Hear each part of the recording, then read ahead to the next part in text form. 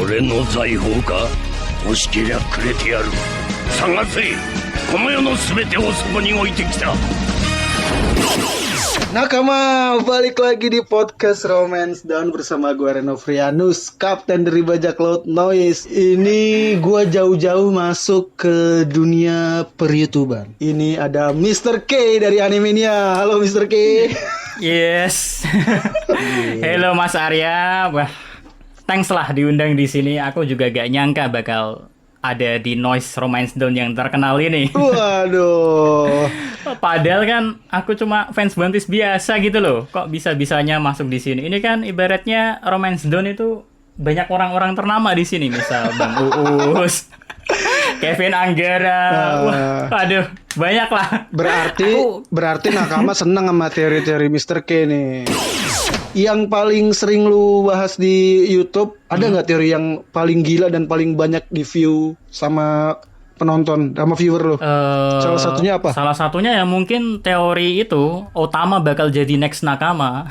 Wah, waduh, ini bisa mengacu perdebatan. Bahkan saya sendiri pun tidak setuju Otama masuk.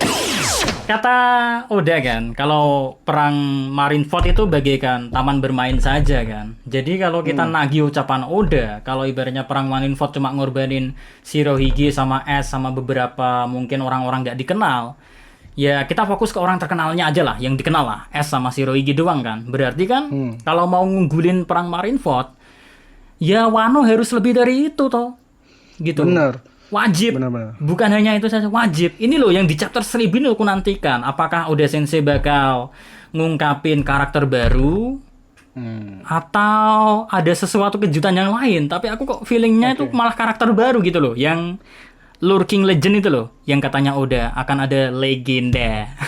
Legendanya kan sampai sekarang belum ada gitu. Boleh orang lain menebak siapapun, Shiki the Lion lah, atau mungkin Ano lah, atau gimana.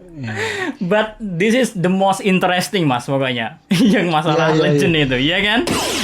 Ini belum ada yang mati aja, serunya ini udah melebihi Marineford. Ini kan belum ada yang mati, tapi level keseruannya tuh meningkat terus nih. Okiku ingat kepotong itu ekspresi itu trending di Twitter di berbagai negara loh mas. Gokil sih itu. Okiku lengannya kepotong, bener-bener satu lengan kepotong, ngeri sih itu.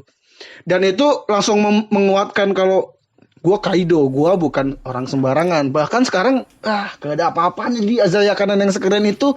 Dihadapkan seorang Yonko yang luar biasa seperti Kaido, kayak anjir, ternyata Kaido sekuat itu ya. Gila banget. Tapi kan sebelum itu kan jenengan pasti di chapter sebelumnya bilang, wah Kaido masa selemah ini. Banyak mas di review yang sebelumnya Kaido dibully sama Akaza itu. Wah komentarnya seru.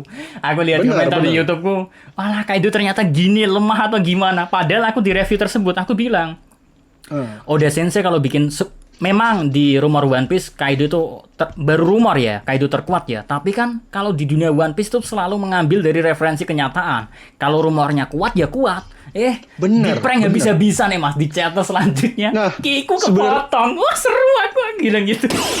Mungkin kita sekarang udah dikasih lihat sama Queen yang udah punya peluru yang bisa nembakin virus. Nah, betul, virus Ice Oni itu kan.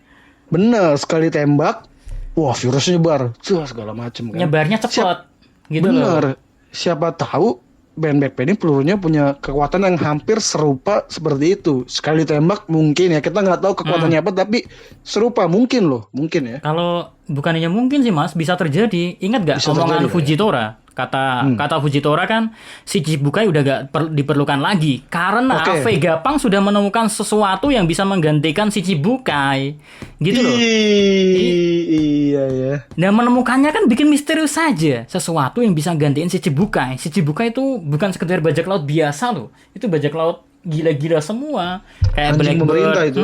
Brengsek pernah jadi anggotanya si Chichibukai juga. Brengsek Marshal Detis itu mas. Mihawk malah kelihatan bahagia waktu status si Chibukainya dicabut. Iya, seneng dia. Oh, kalian mau menangkapku? Wah, aku senang banget lihat momennya Mihawk gitu.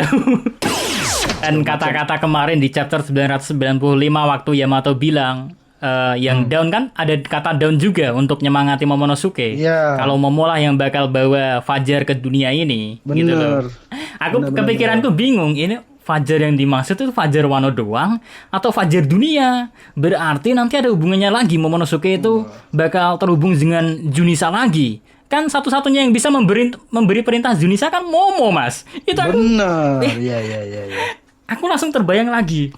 Apa Momo bakal ikut juga keliling dunia? Tapi yang jago Wano siapa? Kalau orang-orang kayak kita mungkin kan begitu lihat kok satu kalimat, mungkin satu kata aja itu loh, Mas. Satu kata timbul di suatu panel yang tepat, kepikirannya mungkin bisa puluhan sampai ratusan pemikiran gila gitu loh. Itu ingat gak rame-rame waktu Oden katanya gak bakal bisa meninggal waktu dibunuh itu?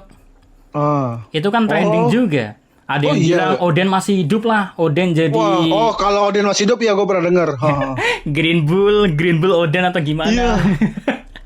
Itu gue sih tidak percaya sih. Dan ibaratnya gini lah, Oda Sensei udah ngenalin Oden dengan spektakuler, dikenalin dari awal kehidupannya dari bayi sampai dewasa, terus mati dengan ibaratnya epic, kok malah dihidupin lagi itu buat apa gitu loh. Dan kan itu rame, Mas, aku juga disindir, Oden itu masih hidup atau gimana, padahal kan faktanya tuh banyak fakta-fakta Oden itu pas positif mati. Bahkan sebelum mati pun aku bilang Oden wajib mati agar sesuai dengan mimpi Akazaya yang balas dendam. Kalau Oden tiba-tiba hidup terus Akazaya itu buat apa balas dendam gitu loh. Gini, para fans itu lupa, Mas. Mereka kan kadang lihatnya cuma seru-serunya doang, padahal Oda Sensei. Jujur lah, aku paling amazing itu One Piece ini, chapter 1 sampai 996. Itu selalu terhubung antara satu dengan yang lainnya. Gak mungkin ada suatu hal yang ibaratnya gak bakal dijelasin Oda Sensei. Pernah di podcastnya Mas Fran Sanjay aku bilang, One Piece ketika tamat mungkin akan jadi satu-satunya manga yang gak bakal ada plot hole.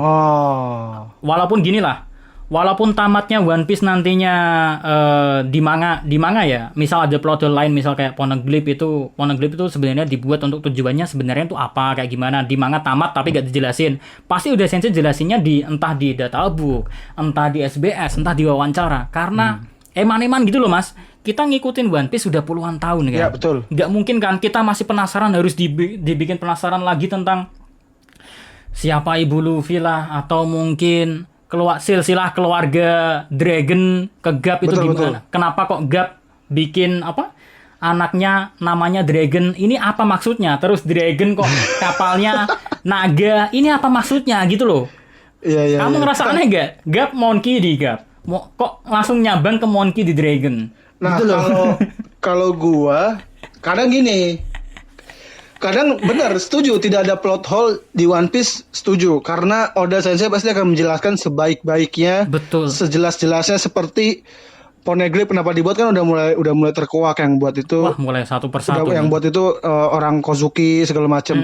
Tapi kadang mungkin kalaupun ada yang bilang, wah ini kok nggak dijelasin, karena memang seharusnya tidak dijelasin. Kayak misalkan kenapa Garp namain anaknya Dragon, kayaknya ya udah dia pengen ngasih nama Dragon aja kayaknya ya.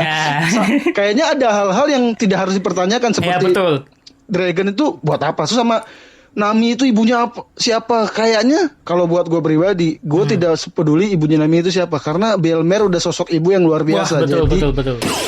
Karena ini Wano ini udah dark banget dari awal, udah makan buah smile yang basi, terus negaranya miskin, Otama makan itu udah kayak terlalu Otama dark. Terjun anak kecil loh, umur 8 tahun kok terjun di sini itu loh. Terjun di Onigashima itu udah bikin Wedian ini udah Sensei mau gimana sih ngaturnya. Anak kecil loh kan, walaupun aku dukung Otama sih, cuma kan di pikiran kadang apa gak terlalu mesakno anak kecil kok dikasih ke kandang macan gitu loh. Ini kandang macan loh, Mas, semuanya loh, ya kan. Iya.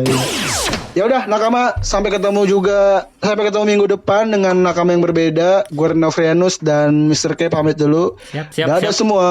Dadah.